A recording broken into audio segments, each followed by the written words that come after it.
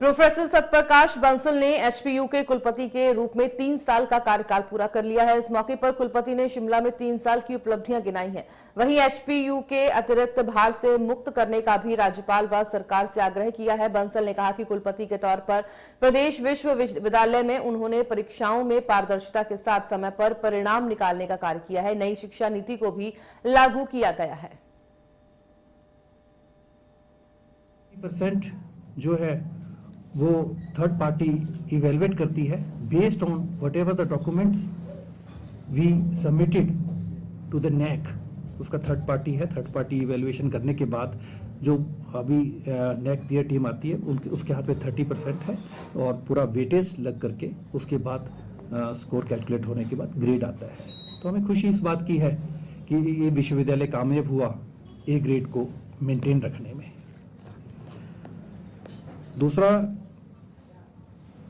कुछ क्योंकि राष्ट्रीय शिक्षा नीति 2020 अगर मैं केंद्रीय विश्वविद्यालय की बात करता हूं तो केंद्रीय विश्वविद्यालय में we are the pioneer in the country for implementation of national education policy. But as far as Himachal Pradesh university is concern, where we have also the affiliated colleges, therefore there were certain challenges for the implementation of national education policy in this university. क्योंकि उसके लिए mindset सबका बनाना, पूरे stake holders के बीच में जाकर के ये बात पहुंचानी, प्रिंसिपल्स के बीच में, टीचर्स के बीच में, विद्यार्थियों के बीच में, शोधार्थियों के बीच में।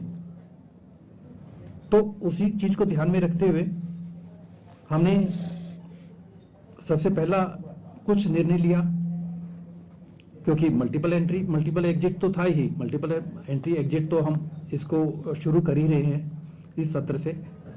मल्टीपल एंट्री एग्जिट का मतलब है कि 3 साल से 4 साल अंडर ग्रेजुएशन का कोर्स होगा और उन 4 साल में जो 1 साल कंप्लीट करके जाना चाहेगा, निकलना चाहेगा, कोई भी परिस्थिति हो, कहीं और माइग्रेट होना चाहता है या अपना जॉब लग जाती है या कोई इकोनॉमिक के कारण, तो 1 साल के बाद हम सर्टिफिकेट देंगे, 2 साल के बाद हम डिप्लोमा देंगे, 3 साल के बाद हम ग्रेजुएशन 2 तरह की देंगे, ग्रेजुएशन ऑनर्स और ग्रेजुएशन विद रिसर्च।